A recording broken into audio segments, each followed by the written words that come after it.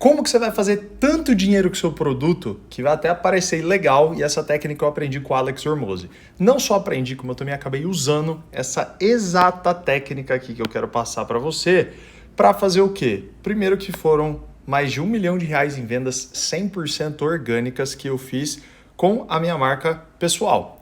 Mas também usei essa mesma estratégia para posicionar em 2020, 2021 a minha marca de whisky. Claro, para ela sair, enfim, em várias reportagens, ganhar premiações e até mesmo eu vender a marca para um dos maiores grupos de bebidas destiladas do país em 2021. E hoje eu vou passar para você essa exata estratégia, como você pode gerar valor para a sua marca, para o seu produto. Então, a primeira coisa que a gente tem que entender, assim, o que é gerar valor e por que isso é importante, por que as pessoas falam tanto nisso? Primeiro que essa parte de gerar valor para a sua marca e para o seu produto vai te permitir uma coisa extremamente importante, que é o quê? Aumentar a sua margem. Então, se você tem mais valor agregado, você pode cobrar mais, sua margem vai ficar maior e você põe mais lucro para dentro do teu bolso, tá? E existem diferentes tipos de valor para sua marca e para o seu produto que você pode estar construindo. Então, você tem que entender que um dos primeiros é o valor funcional. Então, o que é o valor funcional? Ele vai ter base numa funcionalidade. Então, por exemplo, qual que é o valor funcional da Samsung? A Samsung vive falando, a tela ela é melhor, a bateria ela dura mais. Então o valor funcional ele está agregado ali no produto, é como uma tecnologia, algo que você vai estar usando, que você vai conseguir sentir esse benefício na funcionalidade dele.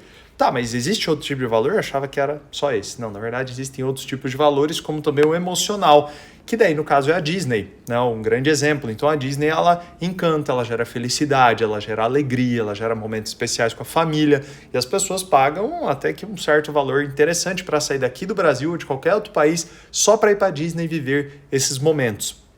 Então o valor emocional aqui também agrega bastante e eu diria que é um dos principais, tá? Sendo bem sincero, assim, hoje é muito difícil você ficar agregando somente valor funcional, porque para você competir com as grandes, vai ser muito difícil você bater a tecnologia delas e, além disso, vai ser muito difícil também você ficar criando diferencial, porque o mesmo fornecedor que você vai usar, várias outras marcas também vão estar usando esse mesmo fornecedor. O próprio exemplo mesmo do valor funcional é a Samsung, porque a tela dela, né, se eu não me engano, a Apple, né, o iPhone, ele pega a tela da Samsung para poder usar. Então, qual que é o diferencial disso, né? Meio que nenhum.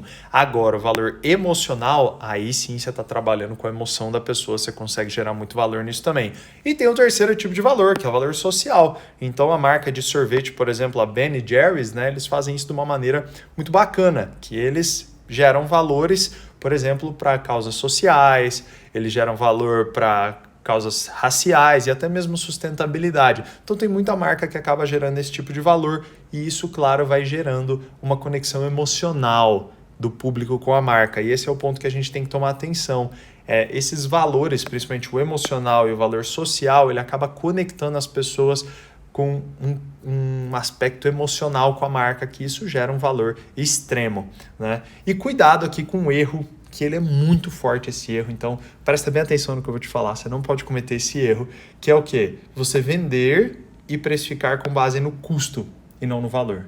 Então você tem que tomar muita atenção com isso, porque é um erro que eu cometi aqui com o meu whisky Lemac. O que eu acabei fazendo? Eu comecei vendendo meu whisky com base no custo. Então eu fui ver, a garrafa custa tanto, rolha, rótulo, a caixa, tal, vi lá o custo. Aí o que eu fiz?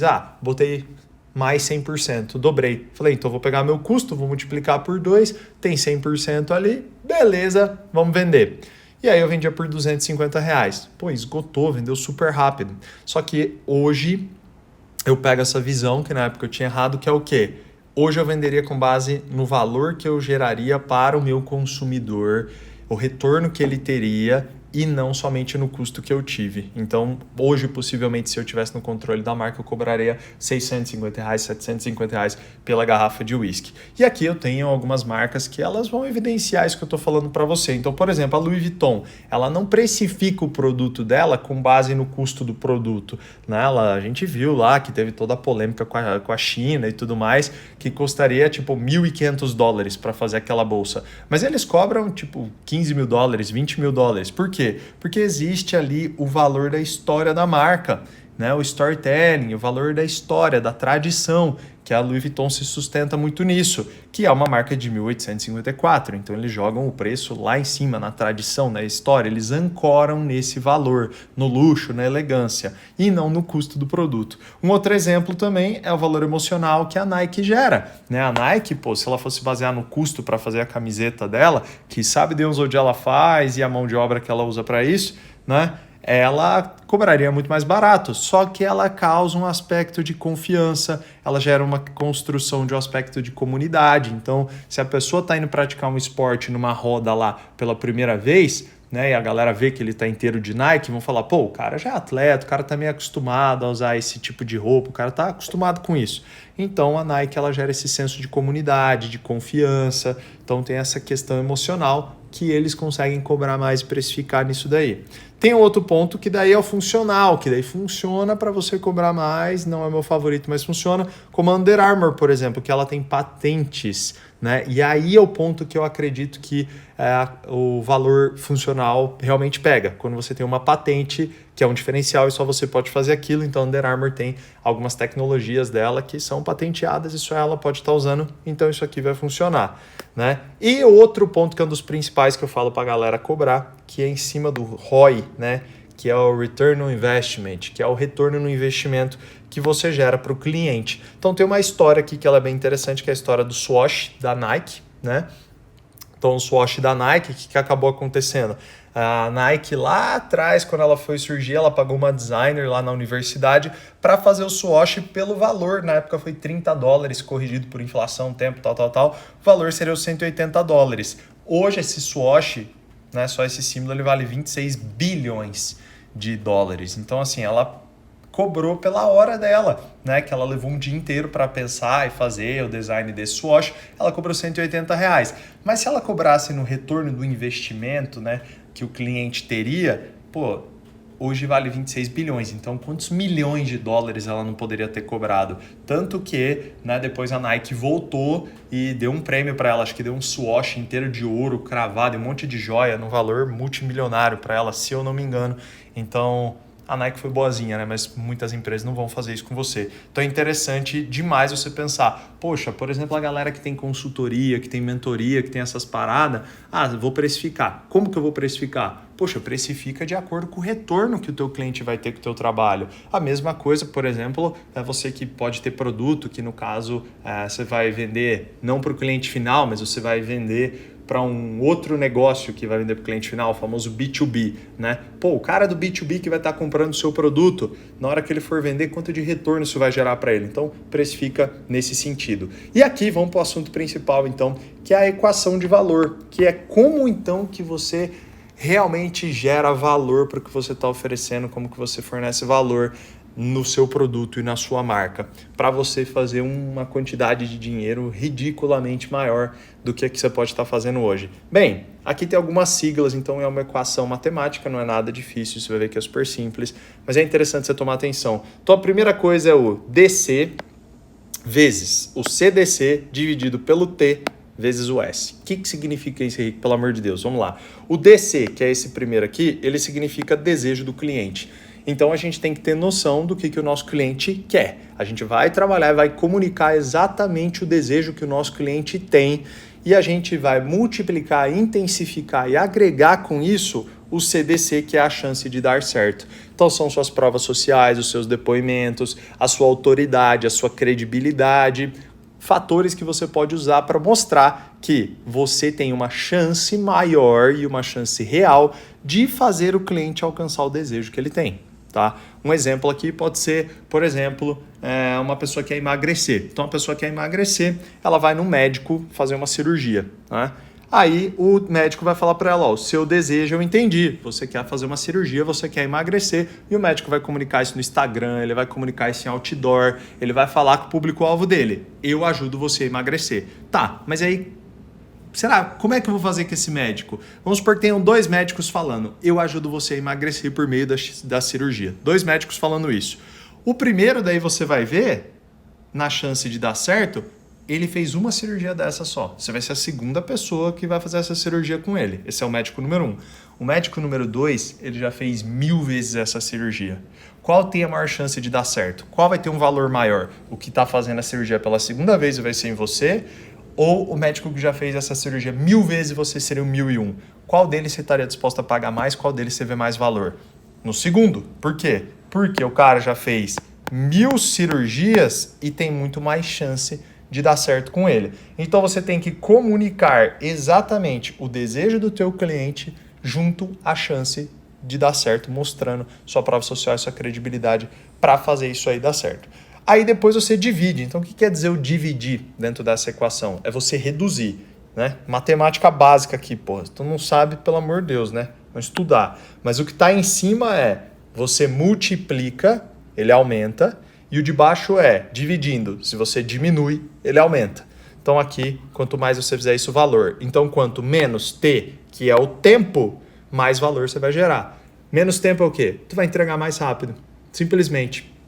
A pessoa quer emagrecer, ela vai comprar um e-book de receita. Ela vai ter que fazer a receita, vai demorar 2 anos para ela emagrecer e perder 10 quilos. Agora, no outro caso, a pessoa vai fazer uma bariátrica. Ela vai dormir, ela vai acordar, ela vai estar 30 quilos mais leve. Qual que foi mais rápido? É a cirurgia. Qual que vale mais? É a cirurgia que vale mais. E o sacrifício também conta. Então, se você entregar com tempo menor, com menos sacrifício, menos energia que o teu cliente vai ter que ter para ter o resultado que ele deseja, mais vai valer também. Então, vamos voltar no exemplo. Se eu pego um e-book para emagrecer, eu vou ter que ir no mercado comprar os ingredientes, eu vou ter que fazer a receita, eu vou ter que comer, eu vou ter que esperar o tempo, eu vou ter que fazer todo o esforço, o sacrifício eu que vou pagar. Agora, no sacrifício de uma cirurgia, simplesmente é você deitar, você acordar e você está mais magro. Então, ela vai valer mais, não tem erro. Então, aumente a sua comunicação de acordo com o desejo do cliente, mostre que você tem a prova social de muito mais chance de fazer dar certo, diminua o tempo, diminua o sacrifício que ele vai ter e você vai gerar muito mais valor. Então vamos explicar isso aqui novamente. Como que você vai fazer tudo isso passo a passo? Primeiro, o desejo do cliente. Você tem que ser certeiro e específico e para isso você tem que conhecer seu público-alvo. Não adianta você ficar tentando falar com uma pessoa se você não sabe qual é o desejo que ela tem. Você vai ficar fazendo oferta.